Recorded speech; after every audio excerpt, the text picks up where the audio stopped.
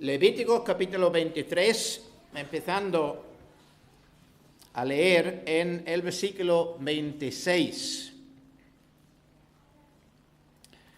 También habló Jehová a Moisés diciendo: a los 10 días de este mes séptimo será el día de expiación. Tendréis santa convocación y afligiréis vuestras almas, y ofreceréis ofrenda encendida a Jehová. Ningún trabajo haréis en este día, porque es día de expiación, para reconciliaros delante de Jehová vuestro Dios. Porque toda persona que no se afligiere en ese día, en ese mismo día, será cortada de su pueblo. Y cualquiera persona que hiciere trabajo alguno en este día, yo destruiré a la tal persona de entre su pueblo. Ningún trabajo haréis. Estatuto perpetuo es por vuestras generaciones en donde quiera que habitáis. Día de reposo será a vosotros y afligiréis vuestras almas, comenzando a los 10 días del mes en la tarde. De tarde a tarde guardaréis vuestro reposo. Pasamos ahora al capítulo 16, donde vamos a leer los versículos 20 al 22. Capítulo 16, versículo 20. Cuando hubiera acabado de expiar el santuario y el tabernáculo de reunión y el altar, hará traer el macho cabrío vivo, y pondrá a Aarón sus 2 manos sobre la cabeza del macho cabrío vivo, y confesará sobre él todas las iniquidades de los hijos de Israel, todas sus rebeliones y todos sus pecados, poniéndolos así sobre la cabeza del macho cabrío, y lo enviará al desierto por mano de un hombre destinado para esto.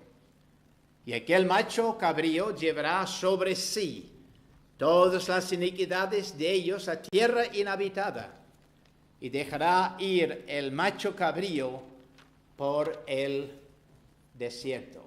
Que el Señor bendiga estas 2 lecturas de su palabra en cada uno de nuestros corazones.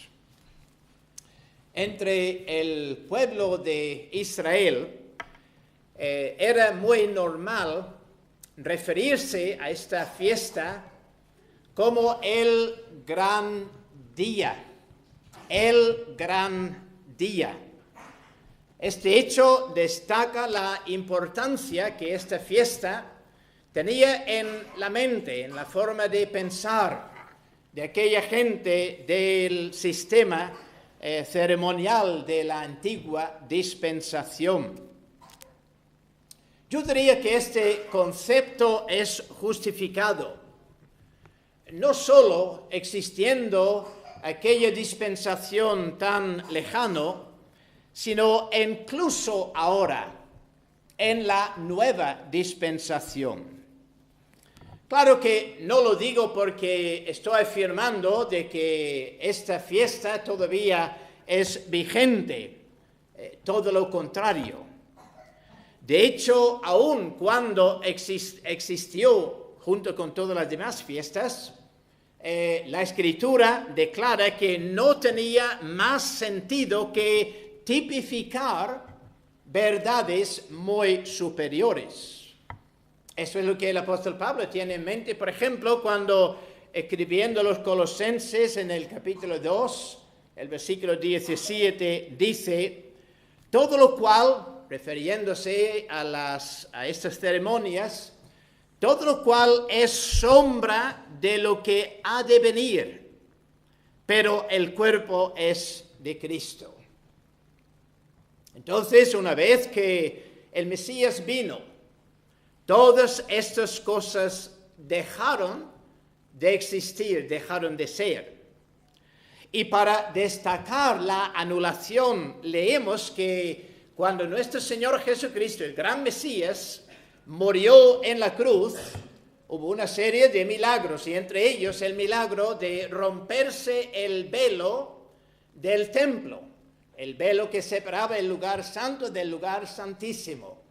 indicando claramente que todo lo que pertenecía al templo con todos sus ceremonios ya no eran necesarios, indicando el final precisamente de todo este sistema.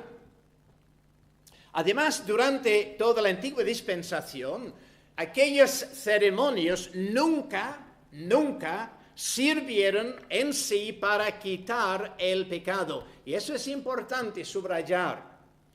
En Hebreos, por ejemplo, el capítulo 10, versículo 4, el apóstol Pablo hace esta afirmación.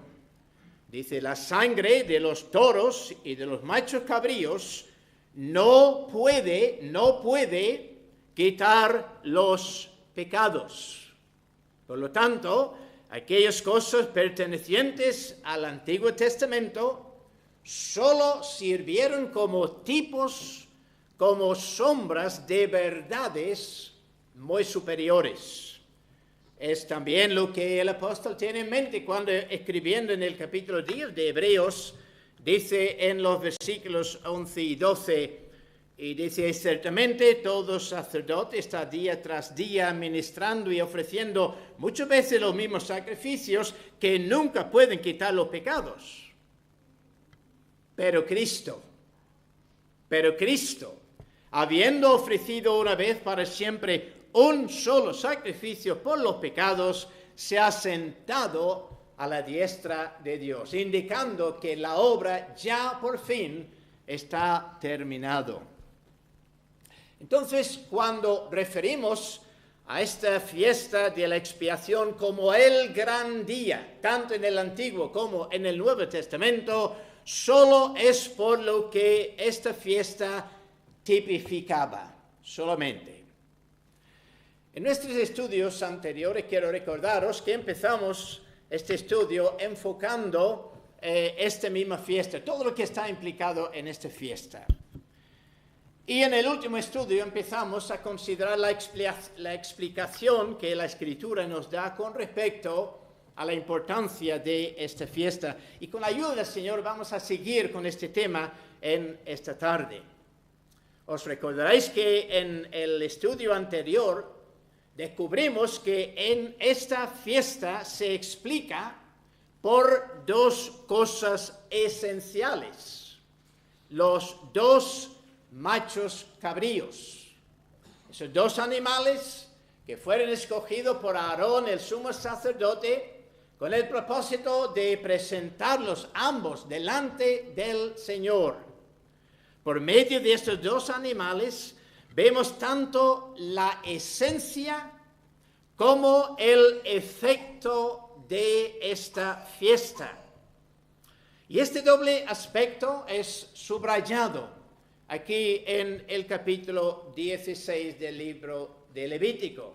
Y de hecho, por razón del tiempo, no hemos podido leer todo el capítulo, pero os animo, cuando llegáis a casa, pues volver este mismo pasaje y leerlo entero para apreciar estas grandes verdades.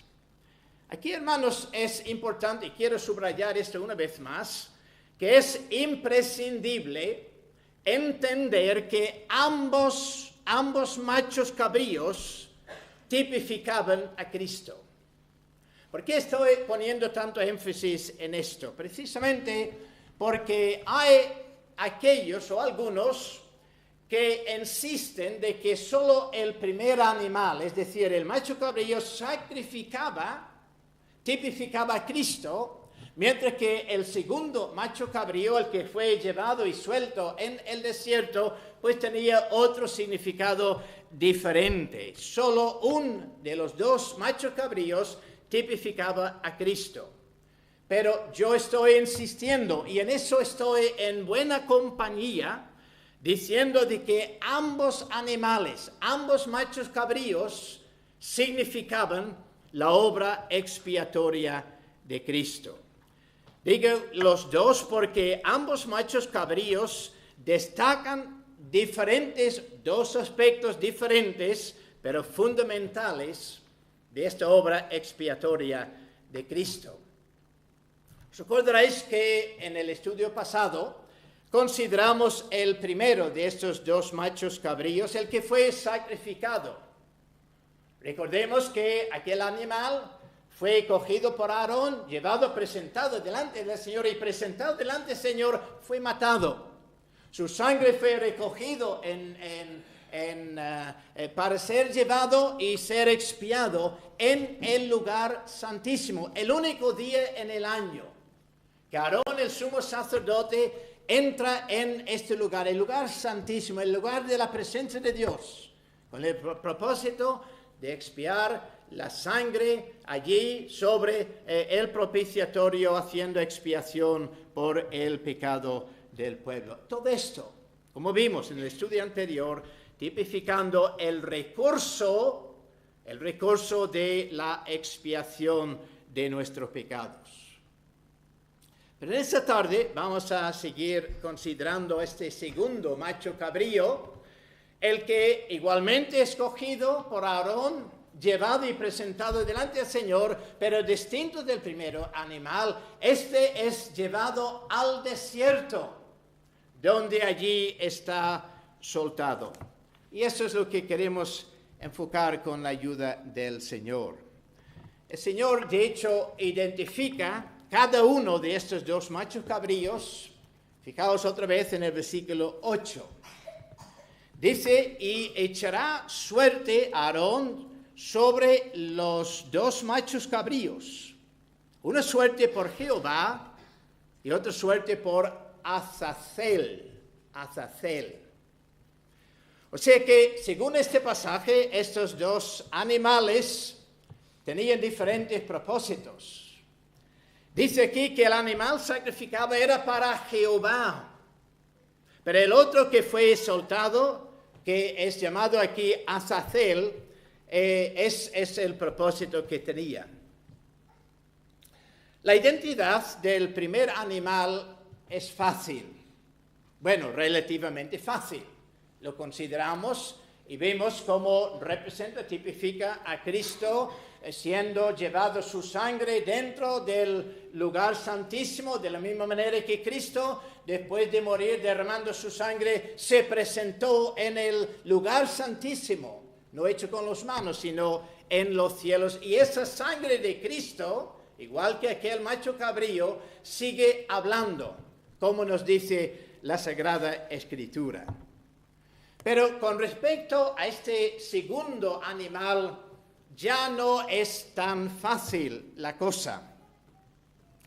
De hecho, cuando leemos los comentarios, veremos que hay muchos, diría yo, opiniones, interpretaciones, especulaciones en cuanto a la identidad de este segundo macho cabrío.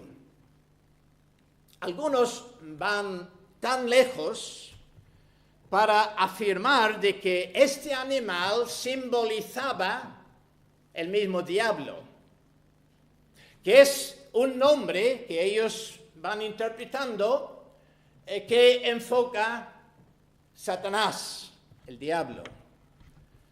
Esto es realmente absurdo, teniendo en cuenta de que eso significaría de que de alguna manera Satanás estaba colaborando con Cristo en la expiación de su pueblo. Ahora sabemos que Satanás estaba involucrado, pero no involucrado como uno que está colaborando, ayudando, sino todo lo contrario, un enemigo que está allí pues para impedir precisamente este gran propósito del Señor en su Hijo Jesucristo, haciendo expiación por los pecados del pueblo. Así que es un total disparate sugerir de que aquí en este animal tenemos un símbolo, una representación, un tipo de Satanás. La palabra Azazel aparece solo 4 veces en toda la Biblia. Y curiosamente, solamente en este capítulo 16 del libro de Levítico. Una vez en el versículo 8, una vez en el versículo 26 y 2 veces en el versículo 10. En el original, en el hebreo, se trata de una palabra compuesta, az, que significa simplemente cabra, azel, que literalmente significa ir fuera o marcharse. Entonces, juntando esos dos conceptos, esta palabra significa la cabra que fue al desierto. La cabra que fue al desierto. Todas estas ideas extrañas que existen por allí vienen precisamente por la manera que esta palabra está traducida en diferentes versiones de la Biblia, versiones modernas, e incluso nuestra versión Reina Valera, no solo de 1960, sino también de 1909, donde en cada una de esas versiones la palabra Azazel aparece con la letra mayúscula, dando la impresión de que se trata de un nombre propio. Sin embargo, no hay nada, ni en su etimología, ni mucho menos en la manera que está empleado esta palabra en este capítulo de la Escritura, que indica que se trata de un nombre propio. Más bien, junto con el otro macho cabrío, tipificaba simplemente otro aspecto de la misma obra expiatoria de nuestro Señor Jesucristo. Y eso es subrayado aquí en este versículo. Por ejemplo, fijaos cómo ambos animales fueron llevados igualmente, con el mismo propósito delante del Señor, con un solo propósito. Versículo 5. Y de la congregación de los hijos de Israel tomará 2 machos cabríos para expiación, ambos para expiación, tenía un solo propósito. Versículo 8, una suerte por Jehová y otra suerte por Azazel.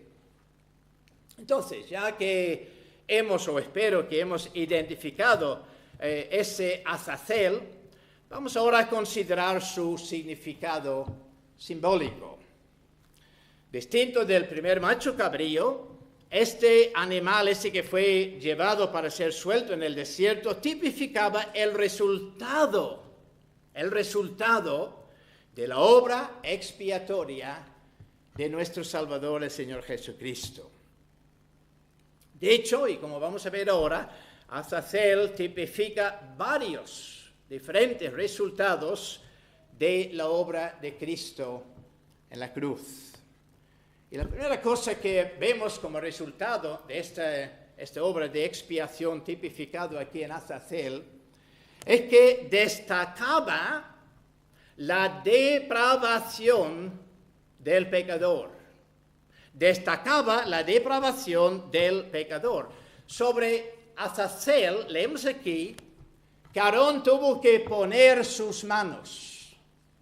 ¿Por qué tenía que poner sus manos? Además de ser parte de la ceremonia, tenía el propósito de confesar los pecados, la iniquidad del pueblo. Así que vemos que desde el principio hay un enfoque aquí con respecto a lo que es el pecado del pueblo.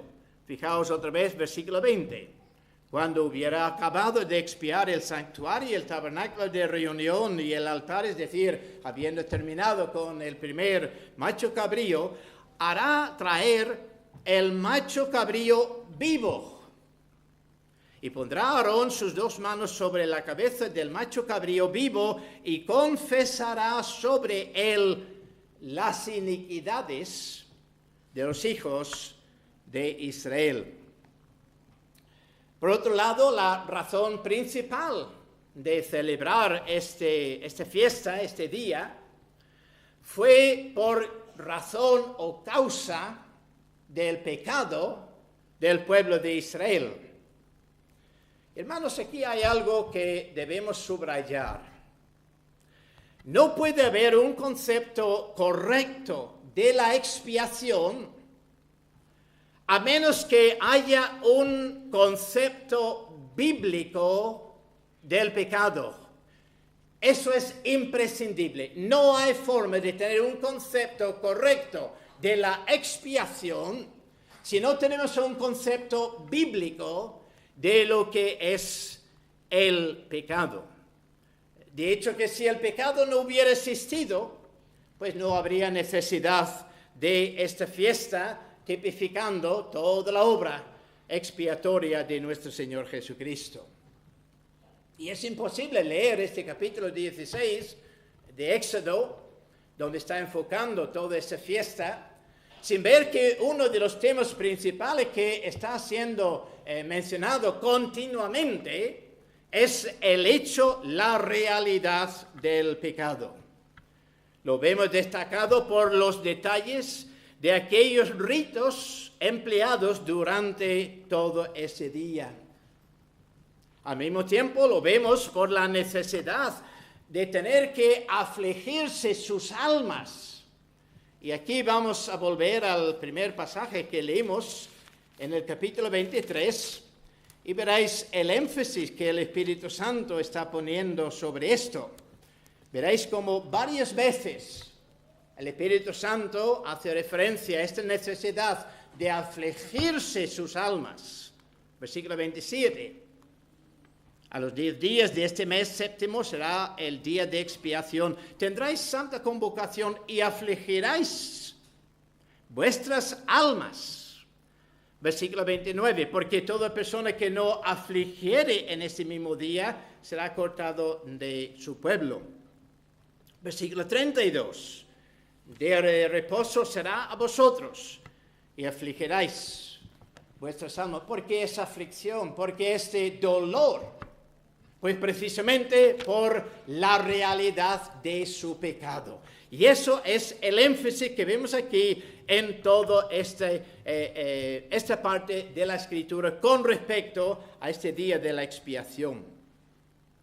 Y hemos de recordar también que es como resultado del pecado en el Edén, que todo descendiente de Adán es concebido y formado en el pecado. Desde el vientre, es decir, desde el mismo momento de nuestra concepción, el ser humano por naturaleza es moral y espiritualmente corrompido en toda su disposición y en todo su carácter.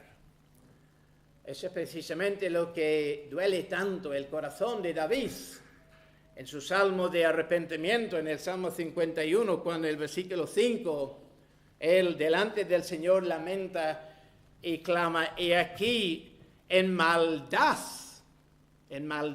he sido formado, y en pecado me concibió mi madre. Eso es repetido muchas veces, este concepto del pecado a lo largo de la Escritura, y nunca más claro que en este capítulo tan conocido de la profecía de Isaías, el capítulo 53, cuando dice en el versículo 6, todos nosotros nos descarriamos como ovejas, cada cual se apartó por su camino. Fijaos aquí en este doble aspecto, todos nosotros. El énfasis aquí es en cuanto al pecado original. Todos nos hemos descarriado por causa de lo que ocurrió en el Edén, como consecuencia del pecado de nuestros primeros padres. Pero fijaos de que no podemos echar la culpa a nuestros primeros padres, porque en la segunda parte de este versículo está enfocando nuestros pecados, los pecados actuales.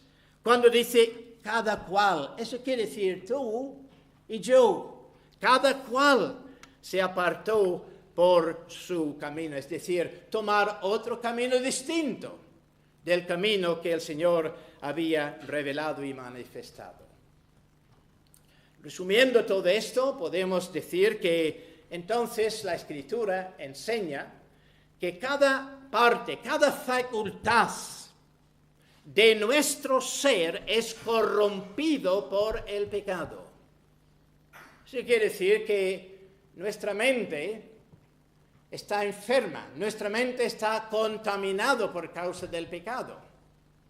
Pablo, hablando de la redención de Cristo y hablando del creyente en Cristo, puede decir, nosotros tenemos la mente de Cristo. Pero antes de eso tenemos la mente del pecado. La mente está esclavizada al pecado. La mente funciona, la mente está controlada, gobernada por los principios del pecado. Por eso un ser humano, por religioso que sea, por todo lo que él quiere mencionar como cosas a su favor, todo lo que sale de esta mente, según la Escritura, contaminado por causa del pecado. La voluntad, lo mismo. La voluntad solamente va en una dirección en contra de Dios por causa del pecado. Las emociones, las afecciones, la conciencia, todo, cada facultad de nuestro ser contaminado por el pecado, hasta incluso nuestro cuerpo. Pablo nos habla de este cuerpo de muerte. ¿Por qué de muerte? Porque tiene que morir. ¿Por qué tiene que morir? Porque también está contaminado bajo la condenación, la culpa del pecado. Además, como consecuencia del pecado, nuestra naturaleza depravada es totalmente incapacitada. Si hay una verdad que ha de ser enfatizado en esos tiempos, es esta verdad. En otras palabras, como consecuencia de nuestro pecado, nosotros no tenemos el remedio por el pecado, no tenemos la respuesta, no tenemos en nosotros mismos la solución por el pecado. Nosotros no tenemos la capacidad para solucionar el problema de nuestro pecado. No tenemos la capacidad para cambiar nuestro carácter. No importa lo que queremos hacer, no hay forma en que podemos cambiar el carácter que tenemos por naturaleza. Tampoco tenemos la capacidad de actuar distinto de nuestra corrupción. ¿No es esa la verdad que Cristo está enfatizando, o el Señor está enfatizando a través de su profeta Jeremías, hablando con este pueblo suyo? Este pueblo que confiaba tanto en sí mismo, este pueblo que confiaba tanto en sus actos religiosos. Y el Señor tenía que recordarle que nada de esto sirve delante de Él, porque como salen de ellos con sus corazones corrompidos por el pecado, de ninguna manera podría reconciliarse con Dios. Dice Jeremías 13, versículo 23, mudará el etíope su piel y el leopardo sus manchas. ¿Es posible hacer esto? No hay ningún milagro que puede hacer esto. No hay nada, ningún ser humano es capaz, ni con todos los avances que la ciencia ha hecho, no se puede hacer esto. Pues bien, dice el Señor, ¿podréis vosotros hacer bien estando habituados a hacer mal? En otras palabras, el Señor está subrayando la imposibilidad de esta lucha contra el pecado con respecto a lo que somos nosotros. Esta verdad es muy subrayada en toda la Sagrada Escritura. Lo que nos puede sorprender que es a veces la manera tan sencilla que el Señor lo puede subrayar. Y lo hace solo con dos palabras. Solo con dos palabras. Las palabras no puede. Esas dos palabras se repiten continuamente con respecto a lo que es la capacidad del hombre, en lo que puede hacer el hombre. Es decir, no puede. No puede el hombre reconciliarse con Dios por sus propios medios. Veamos algunos ejemplos de esto, muy breve, en la Escritura. Pues venimos a aquel pasaje de Mateo 7, el Sermón del Monte, donde el Señor Jesucristo, empleando esa ilustración, versículo 18, Mateo 7, versículo 18, dice, no puede el buen árbol dar malos frutos, ni el árbol malo dar frutos buenos. No puede. Lo que es corrompido no puede dar otra cosa, sino que corresponde a su propia condición. Luego en Juan 14, versículo 17, Cristo sigue insistiendo en esa misma verdad. dice el Espíritu de verdad, al cual el mundo no puede recibir. El mundo no puede recibir el Espíritu Santo. Y si no puede recibir el Espíritu Santo, no hay salvación, porque todo aquello que no naciere por el Espíritu Santo no puede ver a Dios, no puede estar en comunión con Dios. ¿Y por qué no puede recibir el Espíritu Santo? Porque no le ve ni le conoce. Porque su mente está entenebrecida. Porque su corazón está tan apartado del Señor que por sí mismo no puede llegar a entrar en comunión con Dios. Luego eso es muy enfatizado por Cristo en el capítulo 6 del Evangelio de Juan. Versículo 44. Ninguno puede venir a mí si el Padre que me envió no le trajere. ¿Por qué no puede venir a Cristo? Porque ya como hemos visto antes, tal es la inclinación de la voluntad. Siempre va al contrario. Siempre va en contra del propósito de Dios. Versículo 65. Por eso os he dicho que ninguno puede venir a mí si no le fuere dado del Padre. Por todo esto el ser humano es culpable delante de Dios y por lo tanto merecedor, todos mereciendo la ira y la eterna condenación. Y es lo que todos debiéramos haber recibido. Si Dios hubiera actuado conforme a su justicia, sin ninguna referencia a su misericordia, eso es lo que todos hubiéramos recibido. Es lo que recibieron aquellos ángeles que rebelaron contra el Señor. Ellos no eran peores que nosotros, sino hicieron exactamente lo mismo. Rebelaron contra Dios. Y sin embargo, Dios, en cuanto a los ángeles, determinó actuar solo en justicia, darles su merecido. Y la Escritura dice que están reservados esperando el día del juicio, cuando entonces serán condenados y estarán echados en este lago de fuego que nos habla el libro de Apocalipsis. Eso hubiera sido justicia de Dios, si Dios hubiera actuado de la misma manera en cuanto a cada uno de nosotros. Pero ¿qué dice la Escritura? Porque de tal manera amó Dios al mundo. En otras palabras, no el mundo de los ángeles, sino el mundo de los seres humanos. De tal manera amó Dios al mundo que ha dado a su Hijo unigénito para que todo aquel que en Él cree no se pierda, mas tenga vida eterna. Para los ángeles no hay mensaje de esperanza, pero para nosotros sí. Y si tú estás hoy en tu condición todavía de pecado, el mensaje glorioso del Evangelio, la buena nueva, es que para ti hay esperanza, porque Dios en amor ha enviado a su Hijo para ser el sustituto de los pecadores. Y esto nos lleva a la siguiente observación, porque Azazel también tipifica otro resultado. Describía la sustitución de los pecadores. Fijaos ahora en el versículo 21. Estoy en Éxodo 16, versículo 21. Dice, y pondrá Aarón sus dos manos sobre la cabeza del macho cabrío vivo, y confesará sobre él todas las iniquidades de los hijos de Israel, todas sus rebeliones y todos sus pecados, poniéndolos así sobre la cabeza del macho cabrío, y lo enviará al desierto por mano de un hombre destinado para ello. En este acto, y fijaos, Aarón delante de toda la congregación, han venido de todas partes a Jerusalén para celebrar esta fiesta.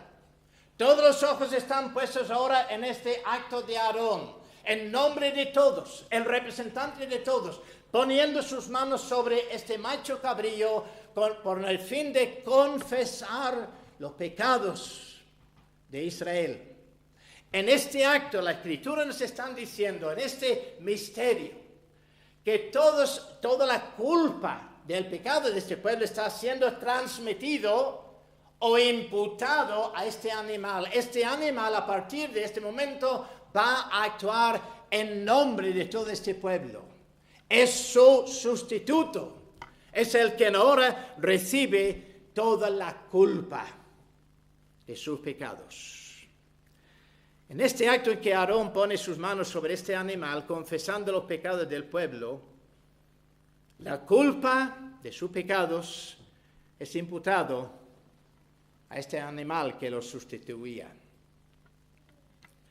Este acto tipifica lo que hizo el antetipo, el Señor Jesucristo. En este versículo que hemos mencionado antes en la profecía de Isaías 53, donde leímos como todos nosotros nos descarriamos como ovejas, dice al final de ese mismo versículo, Jehová cargó en él. Ahora está enfocando el sustituto. El sustituto de estos pecadores que se habían descarriado por causa de su pecado, pero en vez de seguir cargando su pecado sobre él, la culpa de su pecado, ahora está enfocando su sustituto.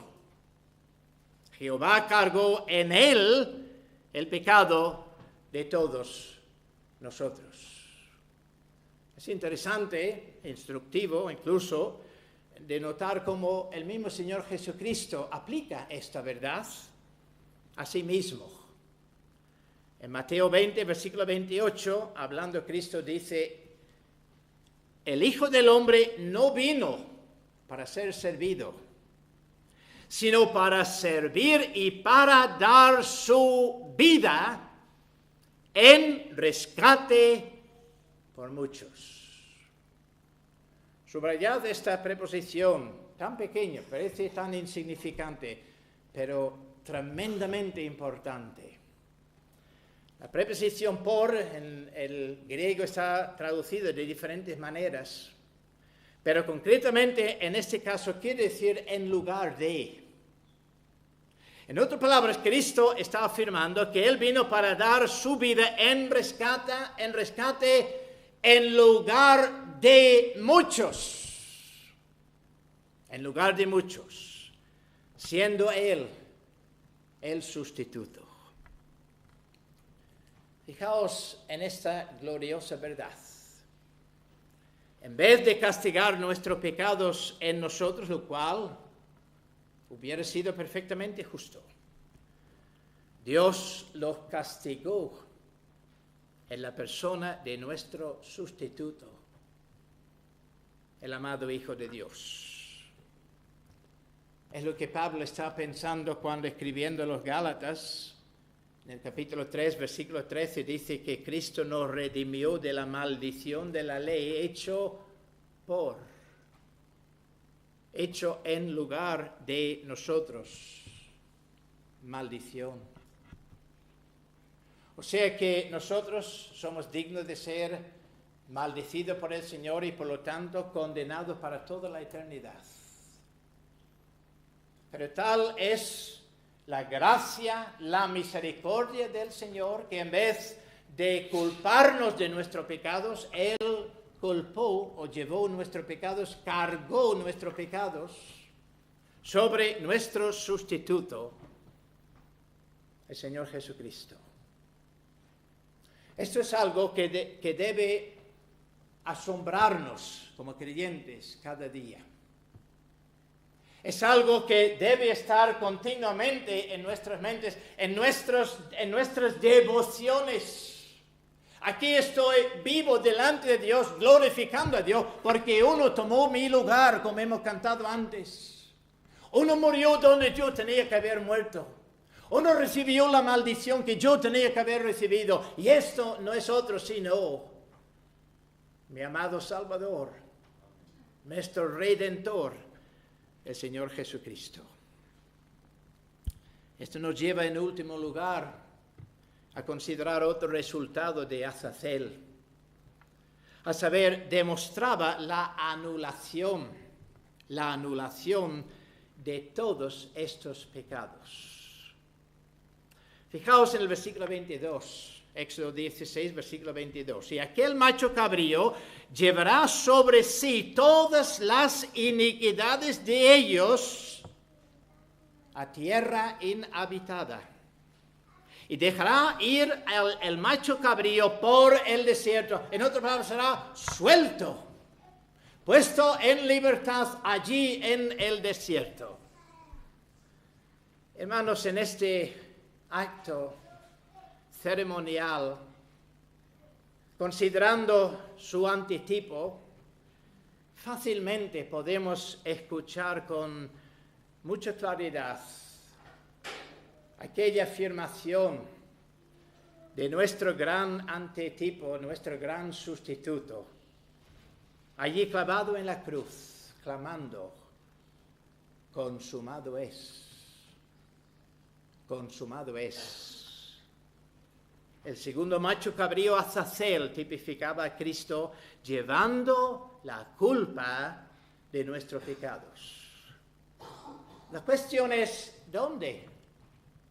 ¿Dónde? Bueno, si nos fijemos aquí en el caso de nuestro tipo, dice que llevando pues las iniquidades de ellos a tierra inhabitada.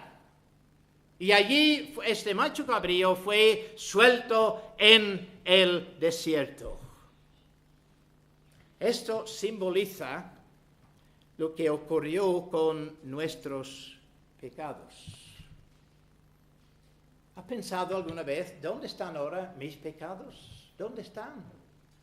Yo sé antes que era parte de mi ser, era parte de mi vida, era parte de mi ser cada día, pero ahora, ya que Cristo ha llevado mis pecados, ¿dónde están ahora mis pecados? ¿Dónde están ahora tus pecados?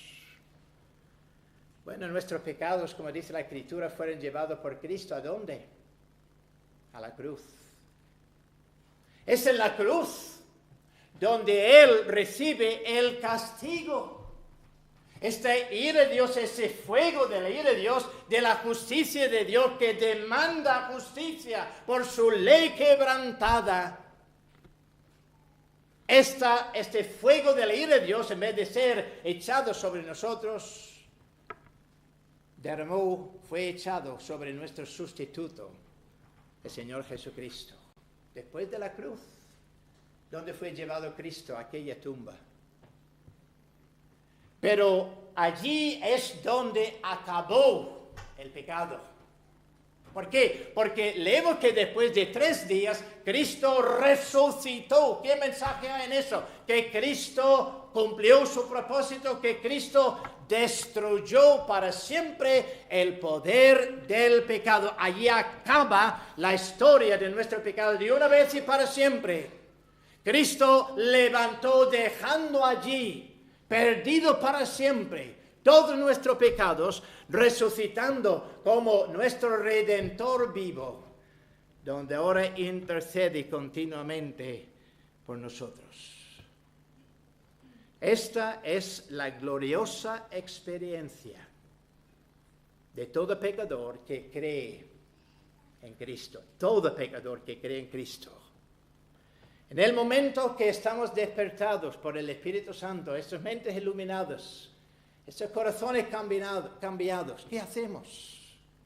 Reconocemos por primera vez lo que la Escritura continuamente nos está diciendo, que somos pecadores perdidos, en peligro de la eterna condenación. Ya estamos convencidos con el resultado que, viendo al mismo tiempo, en vez de desesperarnos, viendo la provisión que Dios ha hecho en Cristo por nosotros, acudimos a Él. Dice el salmista que este pueblo está hecho dispuesto en el día de su poder, en el día del poder de Dios para perdonar los pecados. ¿Te acuerdas aquel día en tu vida, hermano o hermana? Cuando por primera vez despertados, temblando incluso, pensando en esta condenación de que éramos dignos de recibir, pero confesando nuestros pecados, temblando, confiando solo en los méritos de Cristo y en la promesa de su evangelio, que todo aquel que invocare el nombre del Señor será salvo.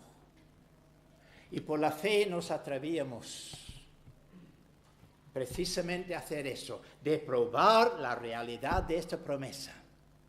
Y desde nuestra pobreza clamamos a Él, sabiendo que no hay salvación en ningún otro, pero confiando en que la promesa iba a ser cumplida. Y efectivamente, la promesa se cumplió, de modo que jamás volverán nuestros pecados a culparnos o a condenarnos. Por esto el Señor nunca jamás recordará estos pecados para nuestra condenación. Pero ¿a qué distancia? Hemos hablado de lo que es la cruz, de lo que es la tumba de Cristo, ¿no? Pero ¿a qué distancia fueron llevados nuestros pecados por Cristo? El Señor nos responde a esta pregunta en el Salmo 103. Salmo 103, versículo 11. Dice, porque como la altura de los cielos sobre la tierra, engrandeció su misericordia sobre los que le teman. ¿Se puede medir la altura de los cielos?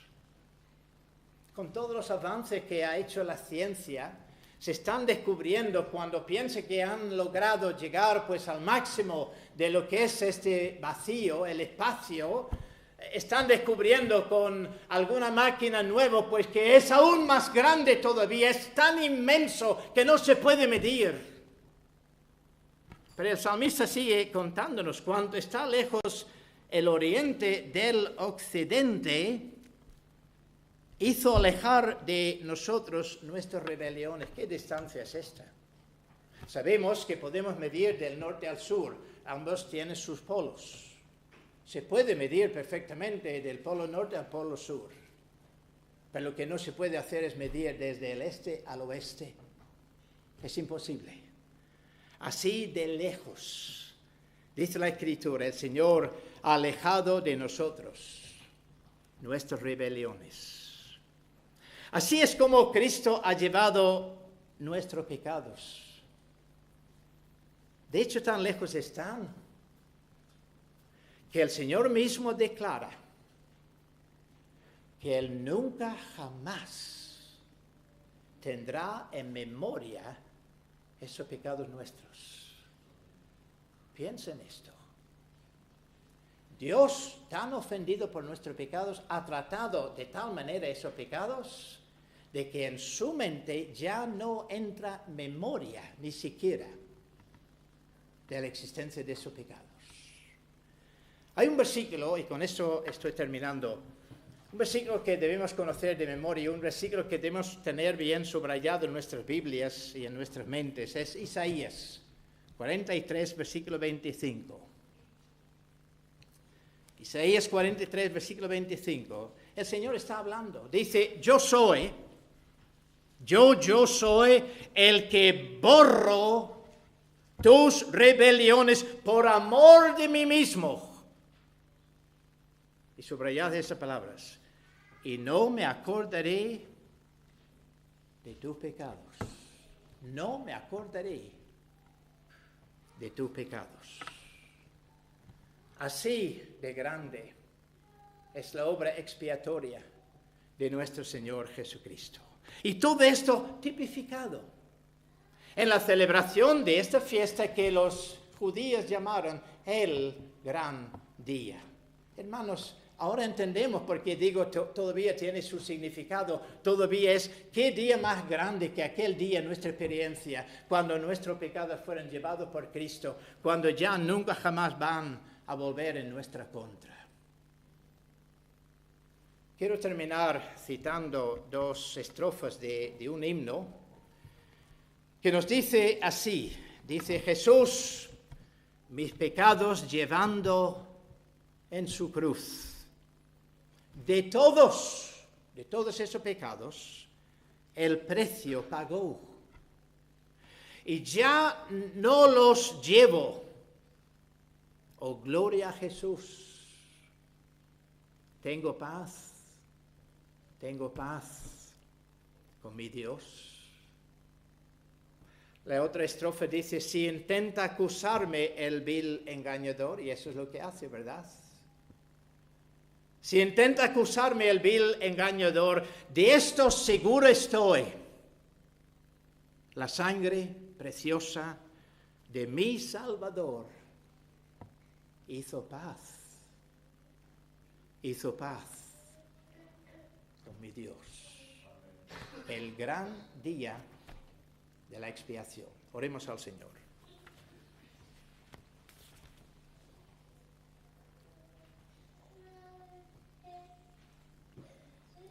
Señor, te alabamos por las diferentes maneras que este gran día está tipificado y simbolizado en la Sagrada Escritura. Y nunca más claro que en ese día que tú tenías en el calendario de Israel para la celebración de esta fiesta, que de la misma manera que con la sangre del primer macho cabrío, Cristo representado en este macho cabrío, llevando nuestros pecados, pero con su sangre derramada, haciendo expiación por nuestros pecados, lleva esta sangre a la misma presencia de Dios, y la sangre de Cristo habla mejor que la sangre de Abel.